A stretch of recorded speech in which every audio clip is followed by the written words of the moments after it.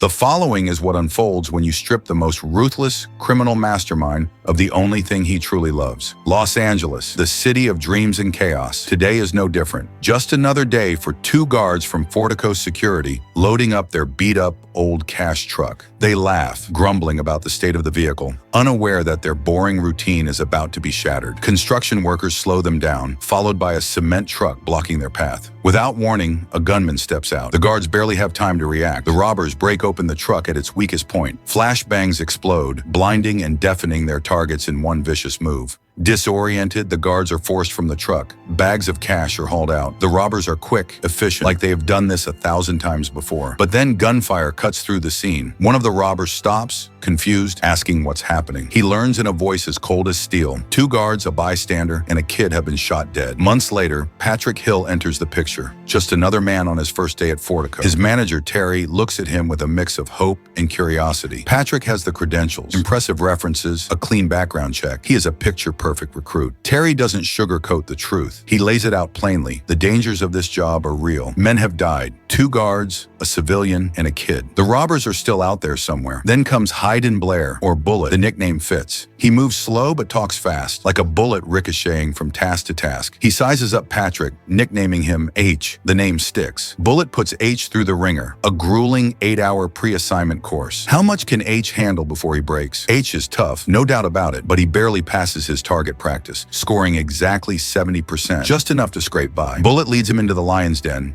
introducing him to the other guards. Dana Curtis, Stewart, Shirley, Hollow Bob, and finally the wild card, Boy Sweat Dave. Boy Sweat is everything H isn't. Loud, cocky, always with something to prove. The moment he meets H, he can't resist poking the bear, trying to get under H's skin, but H doesn't give him the satisfaction. He's an iceberg, unmoved, unaffected. H's first job with Bullet and Boy Sweat is routine, the kind of day where nothing happens. But Boy Sweat, never one to let silence win, fills the air with his stories. Chilling tales of jobs gone wrong, colleagues who didn't make it, bodies left in the wake of cash trucks that got robbed. His voice drips with the kind of cockiness only fear can produce, trying to scare H. But H's face is a mask. He doesn't react, not once. It's as if Boy Sweat is talking to a ghost. After the day's job, as H clocks out, his eyes scan the IDs of his colleagues, taking note of everyone. No detail escapes him. There's a quiet calculation to his gaze, a predator sizing up the herd. That night, Sticky John, already a few drinks deep, swaggers over to H. John pokes and prods, looking for a reaction, but H isn't biting. H hands over some cash. "Go buy yourself a drink and make sure you drink it over there," he says. John, momentarily stunned, doesn't know whether to be insulted or thankful, but H has already moved on, like John wasn't even there. Fast forward to a pickup of $10,000 in cold hard cash. It's supposed to be routine, but suddenly, chaos erupts. Bullet is taken hostage by a crew of armed robbers. Dave, all nerves and shaky hands, looks ready to break down. H is ice cold. "Do what they say,"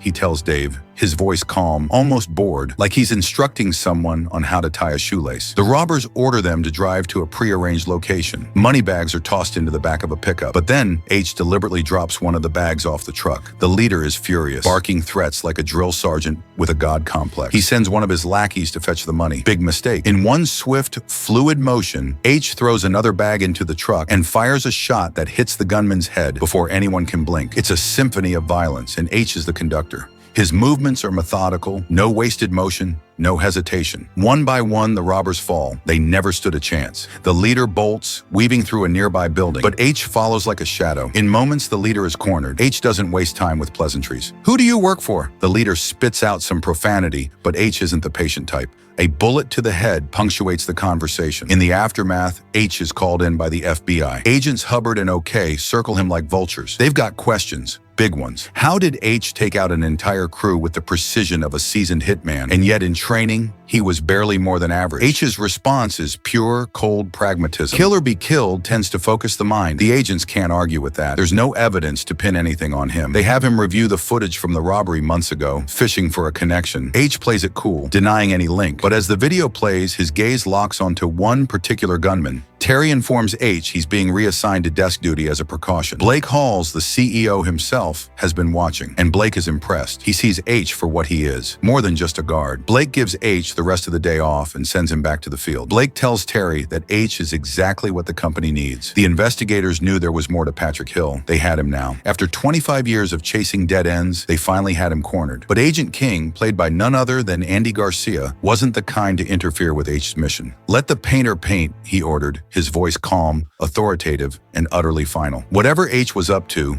King didn't just want to watch the story unfold. He wanted to see how H would finish the masterpiece. That night, Kirsty, an associate with deep connections, handed H a dossier, files on Fortico employees, photos of Dana's family, and an autopsy report that painted its own bloody picture. The next day, the guards at Fortico began to see H differently. His heroics had earned him respect and even admiration. They no longer saw him as the mysterious, stony figure they'd met months ago, but as a man they could trust with their lives. To H, their admiration was just background noise. He wasn't here for applause. 3 months passed. On a routine run with Bullet in Chinatown, a man on a power bike blocked their path. Before they could react, the robbers made their move, spraying black paint over the windshield and pumping smoke into the truck. The robbers thought they had the upper hand. H stepped out, his face concealed beneath a handkerchief. When the robbers finally caught sight of his face without a word, they ran. Back at Fortico, Terry's disbelief was palpable. Blake Halls, on the other hand, saw something different. H was becoming a legend, a celebrity in his own right. But Terry wasn't so sure. He was beginning to see H as unstable. That evening, as the day faded into night, Dana made her move, sidling up to H with all the subtlety of a well-practiced flirt. At the club, Bullet and Dave's suspicions grew like weeds. Bullet, in particular, could feel it in his bones. H isn't just a man doing his job. H is a dark spirit, he murmured, the words heavy with foreboding. After a night together, H woke Dana, his eyes cold and calculating. She stirred, smiling, still half asleep, until the sight of a gun in H's hand pulled her into full consciousness. She laughed at first, thinking he was joking, but 2 gunshots into the couch said otherwise. Dana's face paled as the seriousness of the situation hit her. She stammered, words tumbling out in a desperate bid to explain. The $125,000 he'd found in her apartment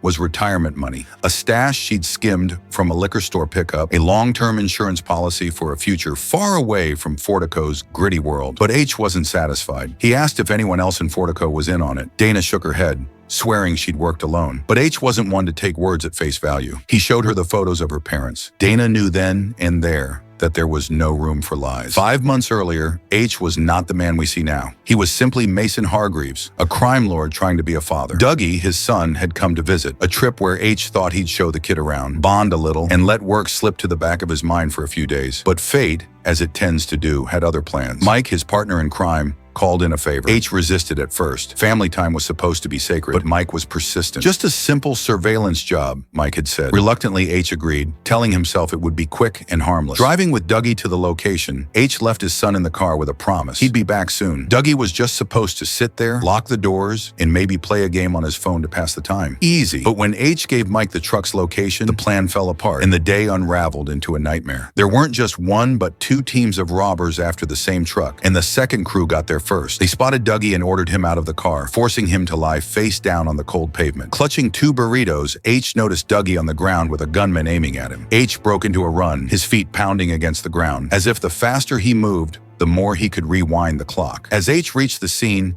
he saw his worst fear unfold. Dougie was gunned down without a second thought. Then came more shots, aimed at H, tearing through his flesh and bone, leaving him for dead. The last thing he saw was the face of a gunman, a scar etched near his eye. For nearly 3 weeks, H was trapped in a coma. When he finally woke up, the world had moved on. Dougie was dead. His wife, Jane, blamed him, and she left him. A fire burned inside him now, and all that was left was a singular purpose: find the men who took Dougie from him and make them pay. H turned to Agent King, who agreed to look the other way, while H hunted down the men responsible. Mike and 2 of H's crew, Brendan and Moggy, felt the weight of what happened to Dougie. They had been part of it, and in their own twisted way, they owed H their help. Together, they swept through the underworld like a hurricane, leaving nothing but wreckage in their wake. Violence became their language, pain their currency, and in exchange, they hoped for answers. The names King gave them led to dead ends, street-level nobodies who either didn't know or were too afraid to talk. Still, H pressed on, methodically eliminating them one by one. When they finally got a lead, it wasn't what they expected. A man gave up a name, but it led them to a house where criminal brothers trafficked young girls. There was money, $2.5 million,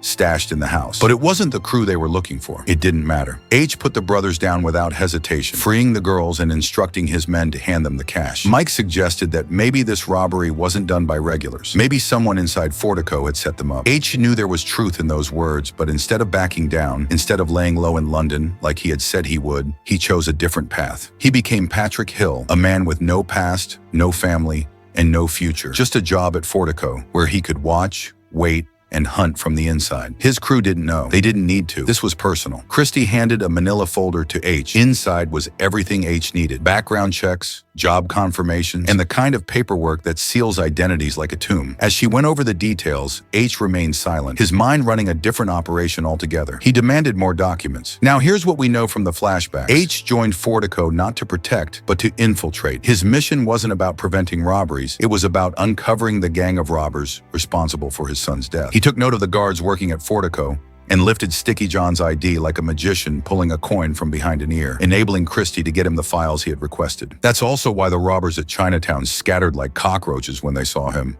The real players, though, are Jackson's crew, a band of disgruntled veterans whose service to their country left them with empty pockets and a thirst for adrenaline they could no longer quench. Their leader, Jackson, is the kind of guy you'd follow into hell, not because you want to, but because he makes you believe it's safer there than staying behind.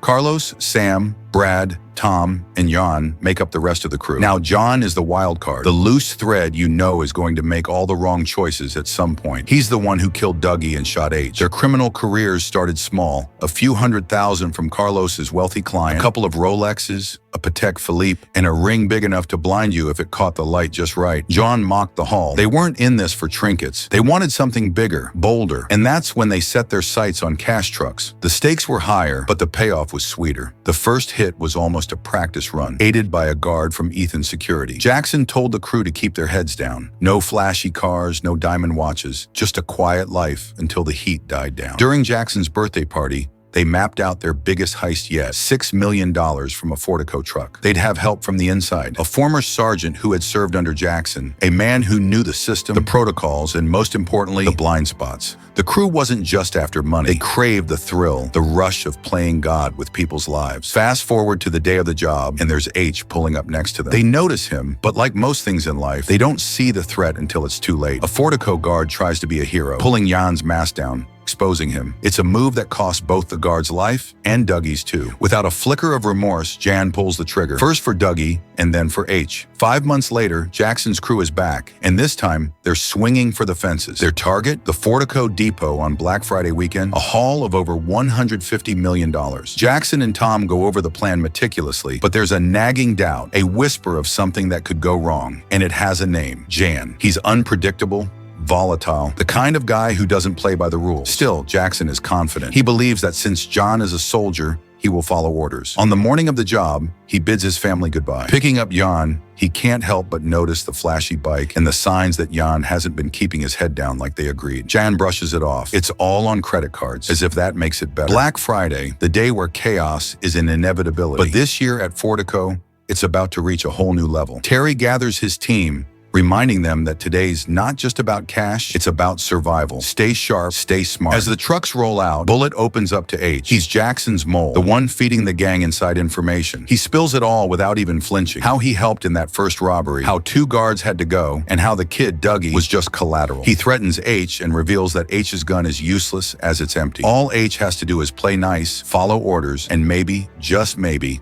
walk away with his life intact. Bullet disables the cameras to allow Jackson's crew to board the truck. They're inside the depot before anyone even realizes. They take the staff hostage. Terry's smart. He doesn't fight it, but Boy Sweat hesitates like a deer in headlights before he eventually complies. They try to get Sticky Bob to open the gates, but Bob hits the alarm. Bullet is used as leverage, but the guards have had enough. They fire, and all hell breaks loose. They blast the gates open, with the robbers storming in, bullets flying like rain. Fortico guards match them shot for shot, but Jackson's crew, their tanks, armored to the teeth. One by one, the Fortico guards drop, but they manage to take one down. Brad goes down, the first crack in the robbers' plan. The crew takes control, moving fast, shoving millions into bags. They've locked down the building and set a ticking clock. SWAT's coming in 8 minutes, and they know it. But in a place this big, there are always cracks. A guard they missed fires off a few shots, enough of a distraction for H to make his move. He drops Carlos without breaking a sweat, freeing Terry and Boy Sweat in the process. Boy Sweat, feeling like the underdog who just found his bite, starts to puff up, but Terry pulls him back. Meanwhile, H slips into the shadows,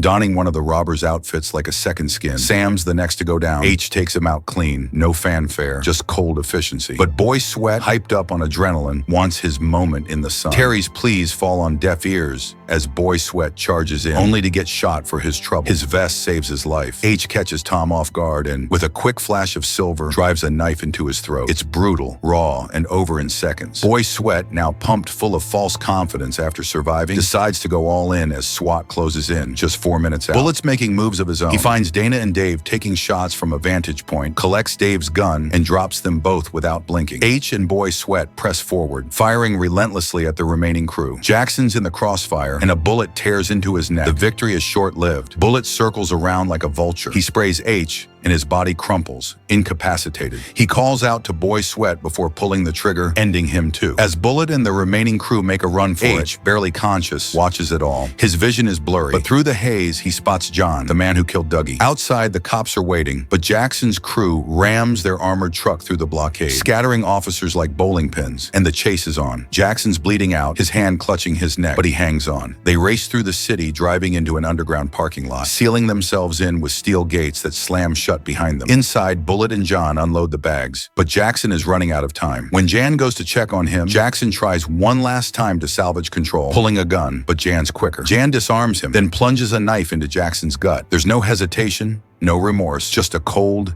calculated kill. When Bullet asks what happened, John lies. Jackson didn't make it. They slip into off-road vehicles, navigating the underground tunnels. The map is outdated, so the cops have no idea the tunnels exist. Bullet starts unloading the money into a waiting car, but something's wrong. He knows full well Jan is about to betray him, but Jan's faster. His gun's already out when Bullet makes his move. One shot, and Bullet drops. Jan's alone now, the last man standing, and all the cash is his. But sometime later, as Jan's planning his big exit, something catches his eye. A phone tucked away in the money planted by H to track its location. It's too late. H appears like a ghost from the past, throwing Dougie's autopsy report at him. The details spill out. Dougie was shot in the liver, lungs, spleen, heart, and now it's Jan's turn. H's gun is out, and he shoots John in those exact spots. The final bullet saved for the heart, the last place Dougie felt pain. H walks out of the apartment where King waits for him. The job is done, the stolen money ready to be recovered. H gets into a car with another man, and without a word, they drive off into the night, leaving behind a trail of blood, bodies, and a story that is far from over. If you like this movie recap, drop a like and subscribe for more. Thanks for watching.